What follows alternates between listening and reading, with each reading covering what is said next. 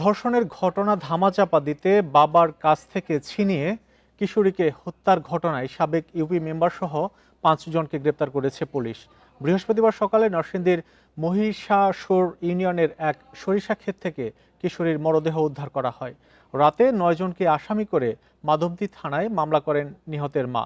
এদিকে সকালে ঘটনাস্থল পরিদর্শন করেন স্থানীয় সংসদ সদস্য খায়রুল কবির খোকন ও পুলিশের ডিআইজি রেজাউল করিম মল্লিক। নরসিংদীর মহিষাসুরায় 15 দিন আগে স্থানীয় বখাটে নুরার নেতৃত্বে 6 জন এক কিশোরীকে ধর্ষণ করে। সাবেক ইউপি মেম্বার আহমেদ আলী দেওয়ান এ নিয়ে সালিশ মীমাংসা করেন। অভিযোগ ওঠে অপরাধীদের কাছ থেকে মোটা অঙ্কের টাকা নিয়ে কোনো বিচার না করেই ঘটনা ধামাচাপা দেন। ভুক্তভোগী পরিবারকে গ্রাম ছাড়তে চাপ দেন আহমেদ আলী। এমন অবস্থায় বুধবার রাতে মেয়েকে খালার বাড়িতে রেখে আসতে যাচ্ছিলেন বাবা। পথে ওই বখাটে চক্রটি কিশোরীকে ছিনিয়ে নিয়ে গণধর্ষণের পর নির্মমভাবে হত্যা করে। পরদিন এলাকার সরিষা ক্ষেত থেকে কিশোরীর মরদেহ উদ্ধার করা হয়। আমরা ডাইরেক্ট ফাঁসি চাই, ডাইরেক্ট ফাঁসি। মানে অল্লাগে যারা এই কাজ করছে, যারা করে নাই, যে ইয়ে করছে নাকি সবাই যারা ঘুষকেছে, ফাঁসি চাই আমরা। শুক্রবার ঘটনাস্থল পরিদর্শন করে নিহতের পরিবারের প্রতি সমবেদনা জানান নরসিংদী সদরের সংসদ সদস্য খায়রুল কবির খোকন। অপরাধীরা যে দলেরই হোক কোনো ছাড় নয় জানান তিনি। 48 ঘন্টার মধ্যে তাদেরকে গ্রেপ্তার করতে হবে এবং এইটা যেই দলের হোক, যে মতেরই হোক, যত প্রভাবশালী হোক, তাদেরকে অবশ্যই আইনের আওতায় আনতে হবে। তাদের ব্যাপারে জিরো টলারেন্স, কোনো ছাড় দেওয়া হবে না। এদিকে ঘটনাস্থল পরিদর্শন শেষে অপরাধীদের দ্রুত আইনের আওতায় নেওয়ার আশ্বাস দেন ঢাকা রেঞ্জের ডিআইজি রেজাউল করিম মল্লিক।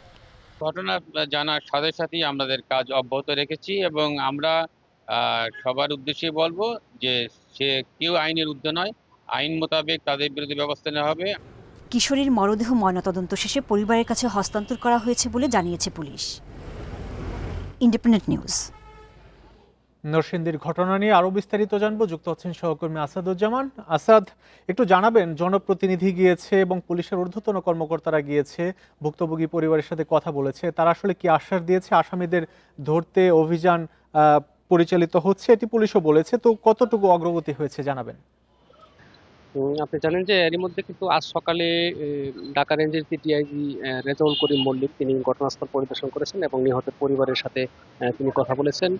যেখানে ঘটনাটি ঘটেছে সেসব স্পট তিনি পরিদর্শন করেছেন। এরপর তিনি কিন্তু মাধবদী থানায় এসে জেলা পুলিশের সাথে তিনি এই মামলার এই বিষয়টি নিয়ে অগ্রগতি নিয়ে তিনি আলোচনা করেছেন। তা আমি এখন ওই সময় কিন্তু মাধবদী থানায় আমি যখন ছিলাম, ডিআইজি ঢাকা রেঞ্জ যখন ওইখানে ছিলেন, তখন আমি এই যে নিহত এই কিশোরীর মা তার সাথে আমি কথা বলেছি এবং তার যে পিতা এবং তার ভাই পরিবারের সবার সাথে আমি কথা বলেছি। তারা যেটি জানিয়েছেন যে এই ঘটনার পরে তিনি যারা এই ঘটনা ঘটিয়েছে তাদের প্রত্যেকেই তারা চিনেন এবং যারা দায়ী শুধুমাত্র তাদের নাম উল্লেখ করে, কিন্তু অর্থাৎ 9 জনের নাম উল্লেখ করে মাধবদী থানায় তিনি মামলাটি করেছেন। এই মামলার পরে কিন্তু আপনি জানেন যে এই গতকাল ঘটনার পর থেকেই পুলিশ অভিযানের নামে, এরপর কিন্তু রাতে মামলা হওয়ার পর পুলিশ কিন্তু 9 জনের মধ্যে এর মধ্যে 5 জনকে গ্রেপ্তার করেছে।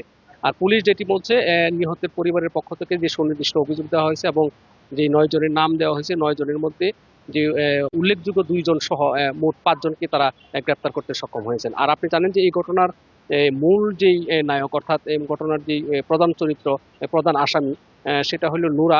সেই নূরা কিন্তু পলাতক রয়েছে এখনো পর্যন্ত, কিন্তু নূরাকে কিন্তু এখনো পর্যন্ত পুলিশ গ্রেপ্তার করতে পারেনি।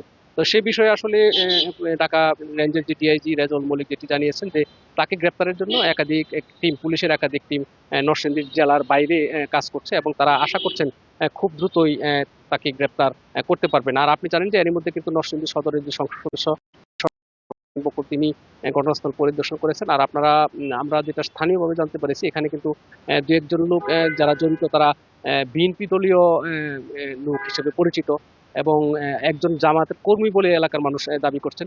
তো সব মিলিয়ে এখানকার যে সংসদ সদস্য তিনি যেটি বলেছেন যে অপরাধীরা যেই দলেরই হোক এবং যত ক্ষমতাশালী হোক তাদেরকে অবশ্যই আইনের আওতায় আনতে হবে। সেটি জানতে চাই, এই ঘটনায় কিছুক্ষণ আগে ডাকসু ঢাকা বিশ্ববিদ্যালয় এলাকায় বিক্ষোভ মিছিল করছে এখনো, আরো কয়েকটি সংগঠনও বিক্ষোভের ডাক দিয়েছে, তো নরসিংদীতে কোনো সংগঠন বিক্ষোভ বা প্রতিবাদের ডাক দিয়েছে কিনা? আপনি জানেন যে এরই মধ্যে এই ঘটনার পর থেকে কিন্তু সামাজিক যোগাযোগ মাধ্যমে বিভিন্ন শ্রেণী পেশার মানুষ এই ঘটনার তীব্র নিন্দা এবং প্রতিবাদ জানিয়ে তারা প্রতিবাদ করে আসছেন। আর এরই মধ্যে কিন্তু আমরা যখন মাধবদীতে ছিলাম তখন ওইখানকার স্থানীয় লোকজন যেটি বলেছেন যে মাধবদী শহরে জুমা নামাজের পর থেকে এখানে প্রতিবাদ মিছিল হওয়ার কথা, এবং কিন্তু সেই বিষয়টি আমরা এখনো নিশ্চিত হতে পারিনি। হয়তো কিছুক্ষণের মধ্যে বের হলে হয়তো খবরটা আমরা পাবো।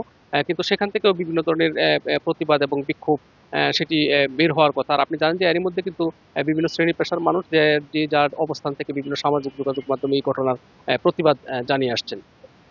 নরসিংদী থেকে জানাচ্ছিলেন সহকর্মী আসাদুজ্জামান।